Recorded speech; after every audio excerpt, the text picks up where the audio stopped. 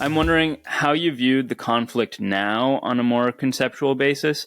Is it an extension of a class war primarily, or a religious war, or a colonial war, or an economic war, or all of these things? Just how you view it more broadly as a conflict?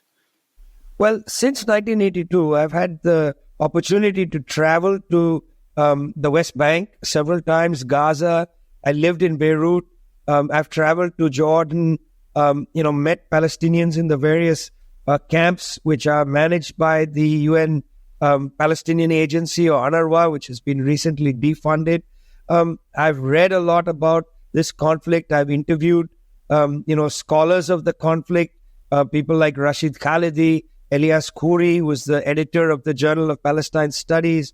I've spent a lot of time trying to immerse myself in this particular conflict for a number of reasons. One is that I'm very interested professionally in the question of decolonization. I've been writing about this from my PhD onwards. How do people who have been colonized extricate themselves from a colonial situation? I'm very much interested in the work of Frantz Fanon, for instance, who said in Wretched of the Earth, he slightly stretched Marxism, to take in this idea of how do the colonized, culturally, emotionally, philosophically, undertake both to understand their oppression and then to overcome it. I'm very interested in all of those themes. Palestine is, of course, one place. And as you study something more and more, as you meet more and more people, it ceases to become an arm's length scholarly interest. It becomes personal. I have friends in Gaza now. I have lost friends in the early part of the bombing by late October, early November. People who I traveled with in Gaza are now dead there. This becomes personal, and then you have a personal stake in this. I feel terribly for what's happening to the actual people that I know. My dear friend Malak Matar, who's done a beautiful painting, the Guernica of Gaza, her family is there.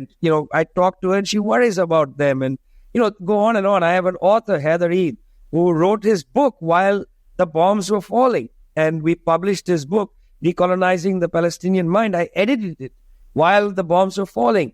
The preface to the book is audio voice notes, which he sent me, which I transcribed, and they become the preface to that book. The book is now out in South Africa and in India. All of this is to say, for most people who develop maybe a journalistic or scholarly interest in a part of the world, that becomes personal, because you can't have a detached attitude to people you're staying with, meeting, traveling with, right? Understanding things and so on. So now, how do I see the conflict broadly? I mean, look, it's a very complicated issue to ask a question like that, because you laid out certain frameworks. Is it this? Is it that? Is it the other? It might be many of them. I mean, at base, this conflict, if we're honest with each other, is about a European problem, which is the problem of anti-Semitism. Europe has never dealt with its real history of anti-Semitism. Anti-Semitism wasn't constructed in Baghdad or in Calcutta, where I was born, or indeed in Jerusalem. For millennia, Palestinian Christians, Palestinian Muslims, Palestinian Jews lived together.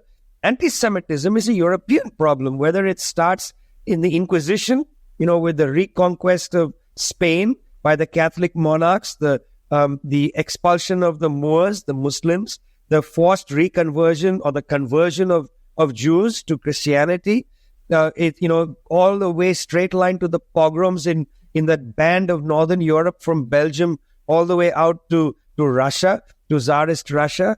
Horrible, horrible treatment. And then high philosophers of Germany coming up with a debate called the Judenfrage, where they're actually debating, while they conceptualize the concept of nationalism, can Jews be Germans and Jews? That Jewish question, which perplexed all these high theorists of German philosophy, is outrageous. That's an offensive question. It's an anti-Semitic question itself. And rather than deal with this as a European problem, specifically as a German problem, Europe effectively expelled the so-called Jewish question, their Jewish question, to the Levant.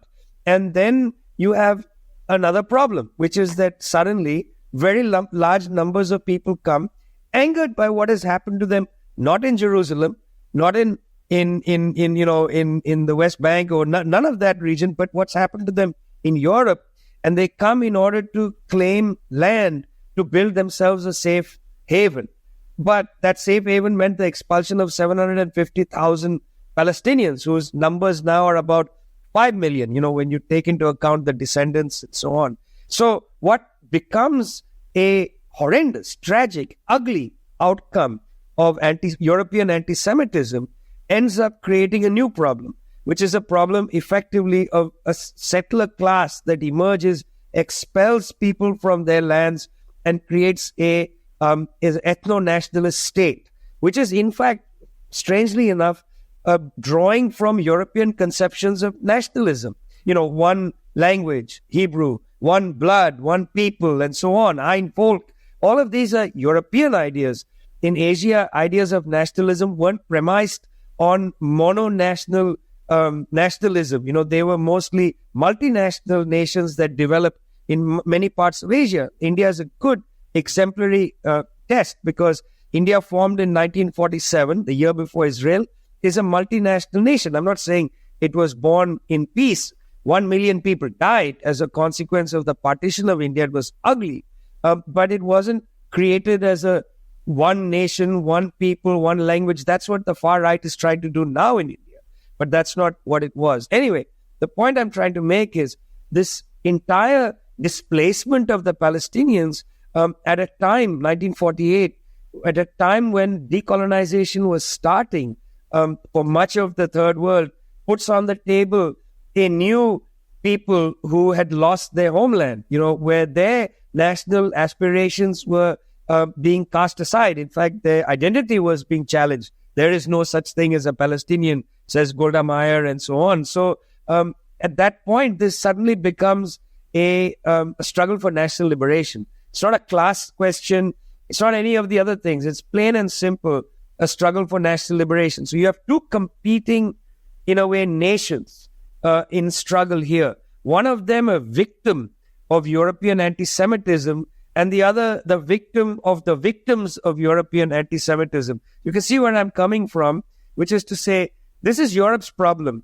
And today Europe is sanctimoniously standing beside Israel as it pummels the Palestinians, almost wanting to finish the European problem, which it set in motion with Lord Balfour's declaration in 1917.